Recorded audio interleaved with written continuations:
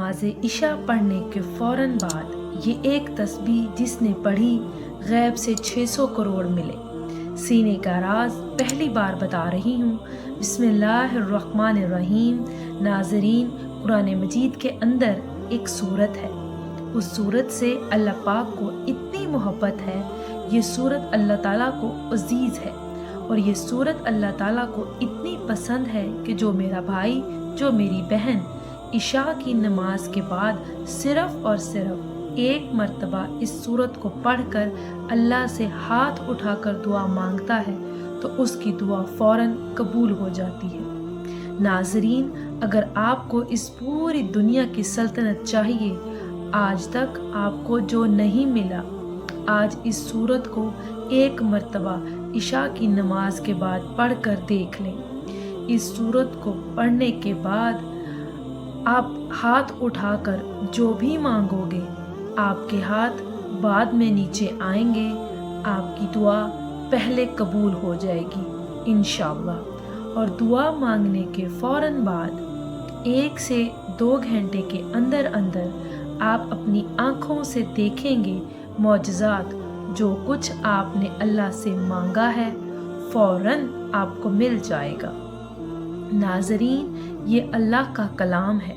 कुरान मजीद अल्लाह पाक की एक ऐसी किताब है जिसको अल्लाह पाक ने दुनिया के शुरू होने से आज तक और क़यामत तक उसकी हिफाजत का ज़िम्मा खुद अपने ज़िम्मे ले रखा है। यानी जब से ये कायनात बनी है 4 किताबें नाज़िल हुई हैं, तौरात, ज़बूर, इंजील और कुरान पाक। बकिया जो 3 किताबें हैं उनमें तब्दीली हो चुकी है। अब इन पर अमल करना हमारे लिए ख़तरे से खाली नहीं है। लेकिन वाहिद कुरान मजीद एक ऐसी किताब है कि जिसकी हिफाजत का ज़िम्मा अल्लाह ताला ने ले रखा है। मेरा अल्लाह कुरान पाक में फरमाता है, मैं जिसे चाहूँ बेटे अता कर दूँ, जिसे चाहूँ बेटियाँ अता कर दूँ और जिसे चाहूँ दोनों अता कर दूँ और जिसे चाहूँ कुछ भी ना अता करूँ, जिसे चाहूँ इज़्ज़त दूँ, जिसे चाहे ज़लील कर दूँ, जिसको चाहूँ रिज़्क़ के दरवाज़े खोल दूँ, जिसका चाहूँ रिज़्क़ तंग कर दूँ। तो नाज़रीन, ये मेरे अल्लाह ने कुरान पाक में वाज़े आयत में बता दिया है। हमें कुरान मजीद की एक एक जो आयत है, एक एक जो ज़बर है, ज़ेर है, पेश है, वो हक है, सच है। और इस कुरान मजीद में इतनी बरकत है, इतनी ताकत है कि एक मर्तबा अगर इस कुरान को जो शख्स अपने सीने से लगा लेता है तो फिर इस दुनिया की कोई चीज़ ऐसी नहीं है जो उसको हासिल ना होगी और दुनिया की तमाम परेशानियां ख़त्म हो जाएंगी।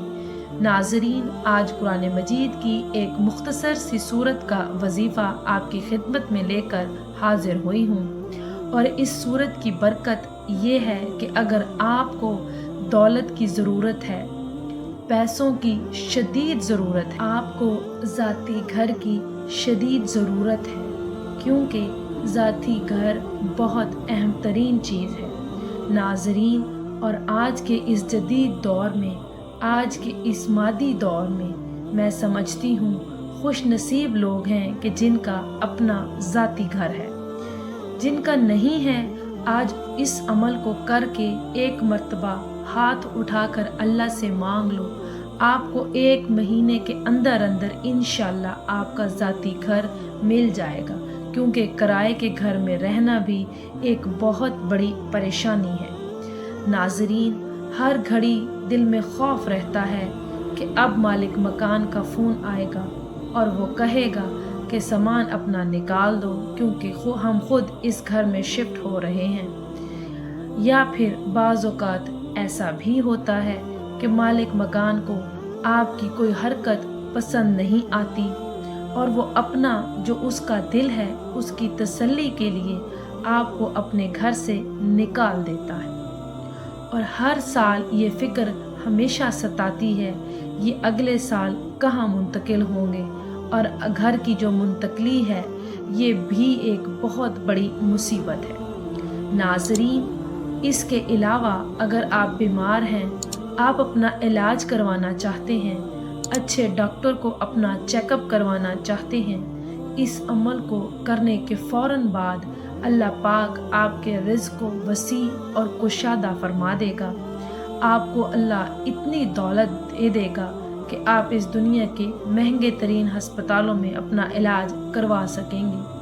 آپ اچھا اور معیاری کھانا کھا سکیں گے، اچھے گھر میں جا سکیں گے، اچھے لباس پہن سکیں گے۔ اور اگر آپ اپنی ایک ذاتی سواری چاہتے ہیں، شاندار سواری، آپ کو ایک اچھی گاڑی ملے گی، کاروبار میں اتنی برکت ہوگی کہ آپ دن دگنی رات چگنی ترقی کریں گے۔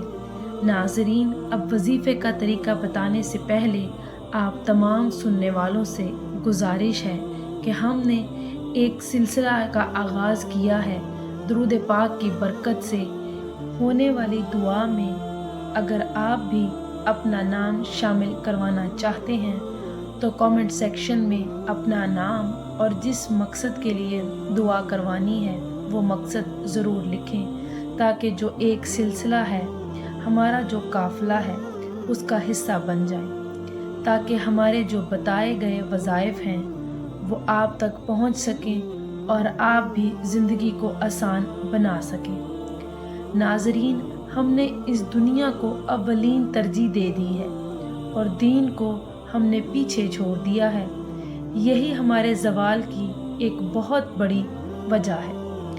ہماری ناکامی کی ایک بہت بڑی وجہ یہ ہے کہ ہم نے اللہ اور اللہ کے نبی صلی اللہ علیہ وآلہ وسلم کا بتایا ہوا راستہ چھوڑ دیا ہے اور دنیا کے پیچھے ایسے بھاگ رہے ہیں، نہ فرض نماز کی فکر ہے، نہ تلاوت قرآن کی فکر ہے، نہ صدقہ اور خیرات کی فکر ہے، اور بعد میں پریشان رہتے ہیں اور ادھر ادھر ہم پھر سر پٹکتے ہیں کہ ہمیں کیا ہو رہا ہے، ہمارے ساتھ ہماری تو زندگی دشوار ہو گئی ہے۔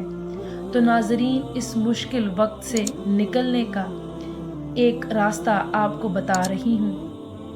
اللہ کی قسم، اگر آپ نے عمل کر لیا، ساری زندگی آپ اس بندہ ناچیز کو دعائیں دیں گے۔ اس وظیفے کو آپ ایک مرتبہ کر لیں، ساری زندگی میں آپ کو ایک مرتبہ اس عمل کو کرنا ہے۔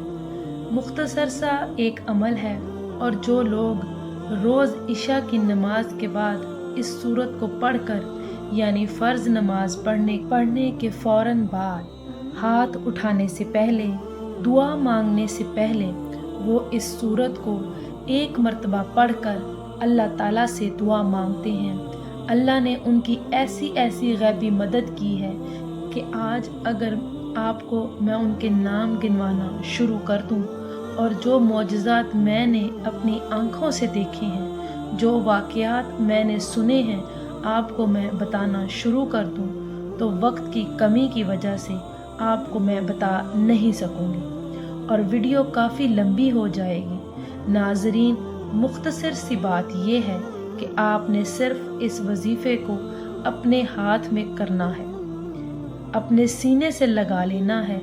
قرآن مجید کی ایک سورت کا وظیفہ ہے، عشاء کی نماز کے بعد آپ نے کرنا ہے۔ سب سے پہلے تو آپ نے جب عشاء کی نماز ادا کر لی، اس کی ایک اور شرط یہ ہے کہ جو بھی مرد حضرات ہیں ان کو یہ کرنا ہے کہ ہر نماز باجماعت ادا کرنی ہے۔ وہ باجماعت نماز ادا کرنے کی ایک وجہ یہ ہے کہ اس وظیفے کا اثر تب ہی ہوگا جب آپ باجماعت نماز ادا کریں گے، اور خواتین اس وظیفے کو گھر میں کر سکتی ہیں، ان کے لیے اس میں کوئی پابندی نہیں ہے۔ لیکن مردوں کو، کیونکہ ہماری جو ایک اور کوتاہی ہے آج کل معاشرے میں جو میں دیکھ رہی ہوں، وہ یہ ہے کہ جو مرد حضرات ہیں وہ زیادہ تر کوتاہی اور سستی کی وجہ سے مسجد کی طرف نہیں جاتے ہیں۔ اب اس عمل کو کرنے سے پہلے جو مرد حضرات ہیں انہوں نے کوشش کرنی ہے کہ 5 وقت کی نماز ادا کریں اور 5 وقت کی نماز باجماعت ادا کرنی ہے، اور عشاء کی نماز کے بعد جب آپ اس سورت کو پڑھیں گے تو انشاءاللہ اس کے اثرات، فائدے اور برکتیں اپنی آنکھوں سے دیکھنا شروع کر دیں گے۔ جب آپ نے عشاء کی نماز باجماعت ادا کر لی تو ایک تو وہ دعا ہوتی ہے ناظرین جو فرض نماز کے بعد باجماعت جب نماز ادا ہوتی ہے تو سب ہاتھ اٹھا کر مانگتے ہیں، وہ دعا آپ نے مانگنی ہے۔ اس کے بعد آپ نے یہ عمل کرنا ہے اور پھر آپ نے اپنی جو ایک ذاتی دعا ہے اس کے لیے ہاتھ اٹھانے ہیں۔ عمل کا طریقہ کچھ اس طرح سے ہے۔ سب سے پہلے آپ نے اول و آخر 3 مرتبہ درود پاک پڑھنا ہے۔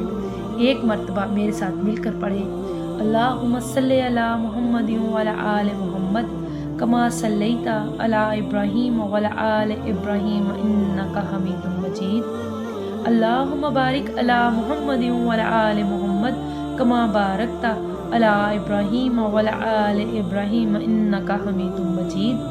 پھر آپ نے 10 مرتبہ، یہ قرآن مجید کی ایک آیت ہے، آپ نے 10 مرتبہ پڑھنا ہے۔ پھر آپ نے 10 مرتبہ یا رزاق پڑھنا ہے اور اس کے بعد 10 مرتبہ آپ نے یہ چھوٹی سی آیت سورہ کوثر یعنی بسم اللہ الرحمن الرحیم انا اعطیناک الکوثر فصلی لربک وانحر ان شانئک ھو الابتر، یہ سورت پڑھنی ہے اور 10 مرتبہ آپ نے 4 قل پڑھنا ہے۔ اس کے بعد آپ نے 3 مرتبہ پھر آخر میں وہی درود شریف پڑھنا ہے جو آپ نے شروع میں پڑھا تھا۔ یہ پڑھ کر پھر سنتیں پڑھنی ہیں، پھر دعا مانگنی ہے۔ پھر جب سنتیں پڑھ کر دعا مانگ لیں پھر آپ نے سورہ واقعہ 1 مرتبہ ضرور پڑھنی ہے۔ سورہ واقعہ پڑھنے کے بعد پھر آپ نے 1 دفعہ دعا مانگنی ہے اور اپنے مقصد کو اپنے ذہن میں رکھتے ہوئے دعا کے لیے ہاتھ اٹھانے ہیں۔ ناظرین، اس عمل کو کرنے کے بعد آپ دیکھیں گے، آپ کو میں گارنٹی دیتی ہوں، آپ سچے دل سے دعا کریں، انشاءاللہ تعالیٰ اللہ تعالیٰ آپ کو ضرور نوازے گا۔ آپ کو ایک ایسا خزانہ آج میں آپ کے حوالے کر رہی ہوں، آپ ساری زندگی انشاءاللہ پرسکون ہو جائیں گے اور مجھے دعائیں دیں گے۔